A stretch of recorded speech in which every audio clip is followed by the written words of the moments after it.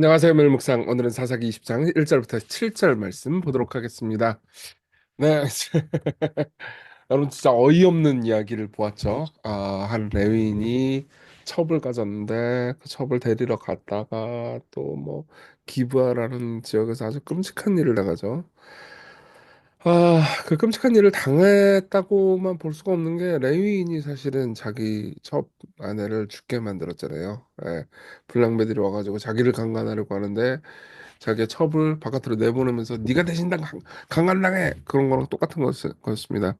첩은 밤새도록 불량배들에게 윤곽을 당하고 죽었고요. 그리고 이 레위인은 이제 이 첩을요 12토막을 내가지고 이스라엘 전역에다가 뿌립니다.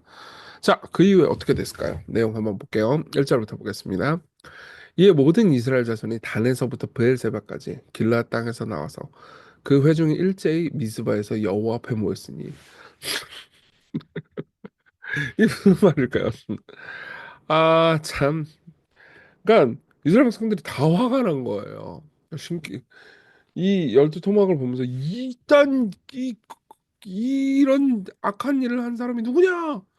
그래서 2절 온 백성의 어른 곧 이스라엘의 모든 지파의 어른들은 하나님 백성의 총회에 섰고 칼을 빼는 보병은 40만 명이었으며 40만 명이 나왔죠. 예. 그리고 지파의 어른들이 다 왔습니다. 그러니까 어른들이 왔다라는 게 이 이야기를 더 슬프게 만들어요. 왜냐하면 어른들인데 이렇게 분별이 없었다고? 라는 생각을 하게 만들거든요. 이스라엘 자손이 미스바에 올라간 것을 베냐민 자손이 들었더라. 이스라엘 자손이 이르되 이 악한 일이 어떻게 일어났는지 우리에게 말하라 하니. 그러니까 이제 베냐민 지파를 빼고 나머지 지파들이 다 모인 거예요. 그래서 이제 좀 있으면 뭐 계속 이제 우리가 보겠지만 베냐민 지파를 이제 공격하기로 결정을 내리게 됩니다. 네, 이제 그건 나중에 보도록 하고요. 근데 어쨌든 그 레위인을 부릅니다. 열두 토막을 내 가지고 이스라엘 전역에 뿌린 그 레위인을 불러가지고 도대체 이게 무슨 일이냐라고 물어본 거죠. 그 레위 사람 곧 죽임을 당한 여인의 남편이 대답하여 이르되 내가 내 첩과 더불어 베냐민에 속한 기브아에 유숙하러 갔더니 자 보세요. 베냐민 지파 전체가 나쁜 짓을 한 건 아니었어요. 예. 근데 그 중에 기브아죠. 기브아 중에서도 불량배 몇이 한 일이란 말이에요. 근데 마치 베냐민 지파 사람들이 다 그런 것처럼 이야기를 일종의 과장을 합니다. 기브아 사람들이 나를 치러 일어나서 밤에 내가 묵고 있던 집을 애워싸고 나를 죽이려고 했던 건 아니었습니다. 강간만 하려고 했던 거죠. 내 첩을 욕보여 그를 죽게 한지라. 여기서 이제 쏙 뺀 게 하나 있습니다. 자기가 첩을 내보내가지고 죽게 만든 거잖아요. 그러니까 자기가 첩을 죽게 만든 거에 대해서는 얘기를 전혀 안 해요. 그래서 그놈들이 날 죽이려고 했어요. 이렇게만 이야기를 하죠. 내가 내 첩의 시체를 거두어 쪼개서 이스라엘 기업의 온 땅에 보냈나니 이는 그들이 이스라엘 중에서 음행과 망령된 일을 행하였기 때문이라. 이스라엘 자손들아 너희가 다 여기 있은즉 너희의 의견과 방책을 낼지니라 하니라. 완전 판사예요. 지가 지가 모든 걸 다 결정합니다. 그리고 지가 다 판결을 해봐요. 그러니까 이 기브아 사람들은 정말 나쁜 놈들이고 나한테 피해를 끼쳤다. 그래서 지가 잘못한 건 다 빼는 거죠. 그리고 첩의 시체를 거두어 쪼갰다. 이거 시체 훼손이잖아요. 사체 훼손이잖아요. 그렇죠. 이것도 끔찍한 범죄입니다. 근데 지가 잘못한 거에 대해서는 전혀 죄책감도 없어요. 게다가 사절에 보면요. 내가 내 첩과 더불어라는 말로 자기의 첩이라는 것을 말을 해요. 그러니까 이것도 큰 문제잖아요. 근데 당시 이스라엘 백성들은 거기에 대해서 개의치 않는 것처럼 보입니다. 그러면서 그들 다시 말하면은 자기한테 피해를 끼친 그 베냐민 사람들만 이스라엘 중에서 음행과 망령된 일을 행하였기 때문이라고 말해요. 지도 음행과 망령된 일을 행했잖아요. 그러니까 이렇게 정죄하기 빠른 거죠. 이 모순성, 이 자기기만성, 이 악함을 그냥 사사기는 그대로 드러내 보여줍니다. 그러면서 와, 인간이 이렇게 약하구나, 이렇게 자기중심적이구나, 라는 걸 보여주는 거죠. 근데 이 이야기가 슬픈 것은 종교인이 그랬다는 겁니다. 정말 정말 끔찍한 일이죠. 요즘 여러분 그런 것들 많이 보잖아요. 와, 이 목사가 나쁜 짓 하지 말라고 앞에서 설교는 하면서도 지도 나쁜 짓 다 하고 이게요. 요즘 기독교만 그런 게 아니에요. 옛날에도 그랬습니다. 네. 그러니까 이건 인간의 본성이에요. 그러니까 목회자들이 나쁜 짓을 하는 거 제가 정당화시키고 싶어서 이 얘기를 하는 게 아니죠. 오히려 모든 인간이 이런 것이고, 그리고 하나님께서는 역사 가운데서 이런 기만성과 악을 계속해서 보고 계셨다는 거죠. 네. 자, 이런 어이없는 상황이 이어지고요. 이것은 나중에 이제 내전으로 이어집니다. 그건 이제 다음에 보도록 할 거예요. 자, 우리 적용해 봅시다. 첫째, 죄는 희생양을 만든다는 겁니다. 죄는요, 항상 자신을 정직하게 보지 못하게 해요. 레위인은 자기를 방어하기 위해서 진실 몇 가지를 누락합니다. 특히 자기 때문에 첩이 죽었다라는 것을 누락하고요. 그리고 베냐민 중에 불량배 몇이 그랬는데 그 베냐민 사람 전체를 악하게 묘사하죠. 그래서 나중에 거의 베냐민 지파 사람들이 멸절되기 직전까지 가요. 게다가 죄는 이성을 마비시킵니다. 그러니까 그 과정 중에서 이 이야기를 듣던 그 사람들 있잖아요. 그 중에서 어른들도 있었죠. 예. 근데 이 사람들이 전부 다 마녀 사냥에 몰두한 나머지 이게 이 레위인이 하는 말이 진짜인지 거짓말인지 좀 조사를 해봐야 될 거 아니에요. 여러분 그런 게 있어요. 어떤 사람이 누구에 대해서 나쁘게 얘기하잖아요. 그러면 그 사람의 말만 들으면 안 되죠. 편집된 진실일 가능성이 높단 말이에요. 내가 이렇게 힘든 일을 겪었어요. 내가 어려운 일을 겪었어요. 물론 고통과 어려움에 빠진 사람들의 이야기를 들으면 공정하게 잘 듣고 공감해 줘야죠. 공감해 주고 아파해 주고 그러는 게 좋습니다. 하지만 섣불리 재단하고 섣불리 판단을 내려서는 안 됩니다. 그 사람 입장인 거예요. 그 사람 입장에선 진실이 편집될 수 있습니다. 그러니까 우리 모두 사실 알잖아요. 저도 그래요. 저도 저의 자신에 대해서 자기 변명을 할 때는 저 자신에 대해서는 사실보다 좋게 말하고 나쁜 점을 숨기고 이게 진실을 편집하는 경향이 있습니다. 그러니까 진실의 일부만 말하고 나머지를 얘기 안 하잖아요. 그러면 내가 거짓말은 안 했다 이렇게 생각하기 쉬워요. 아니요, 그게 거짓말입니다. 그게 거짓말이에요. 그래서 그 사람을 희생시키는 거죠. 예. 그래서 희생양을 만드는 겁니다. 그러니까 이 레위인이 한 일이 뭐 당연히 기브아 사람들이 베냐민 지파 사람들이 한 일도 악한 일이에요. 근데 이 레위인은 정말 정말 악한 방식으로 일하죠. 그리고 여기서 분별 있는 사람은 없습니다.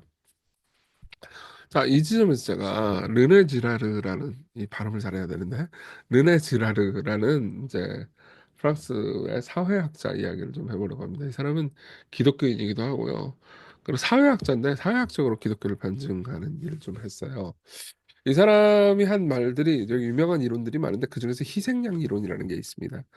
인류 역사를 보잖아요. 그럼 항상 어떤 공동체가 있잖아요. 그럼 그 공동체 내에 무슨 문제가 생기잖아요. 그러면은 그 문제를 해결하기 위해서 누군가 희생양을 하나 만든다는 거죠. 그리고 희생양을 죽인 다음에 그 문제가 해결된다.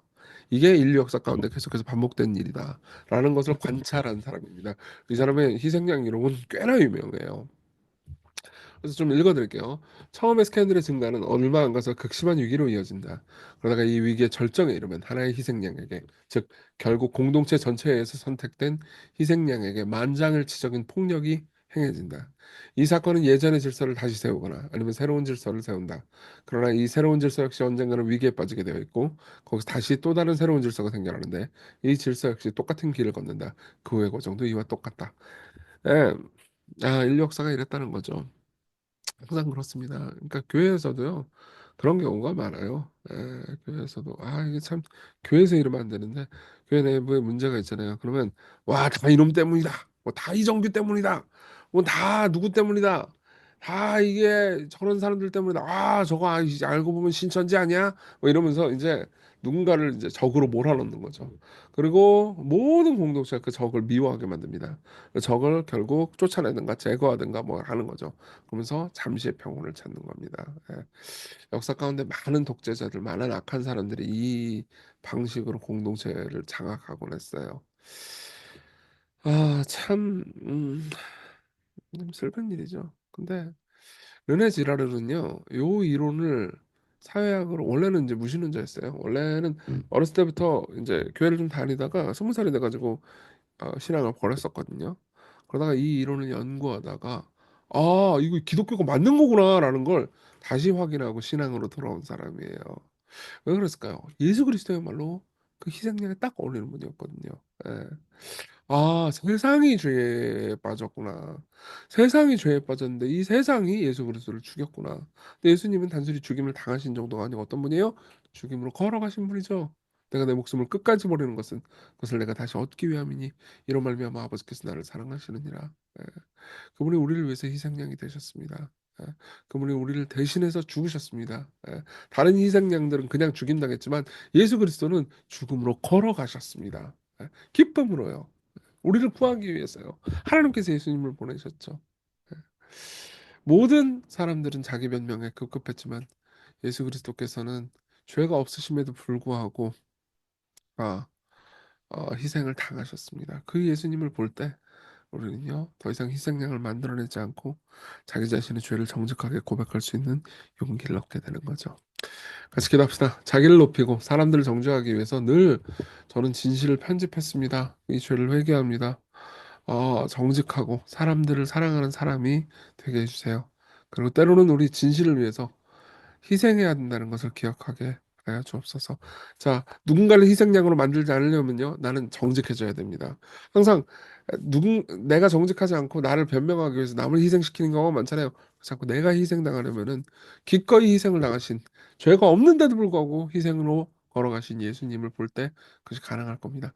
우리 같이 기도할 때 그러한 마음, 용기 있는 마음이 있게 해달라고 함께 기도합시다.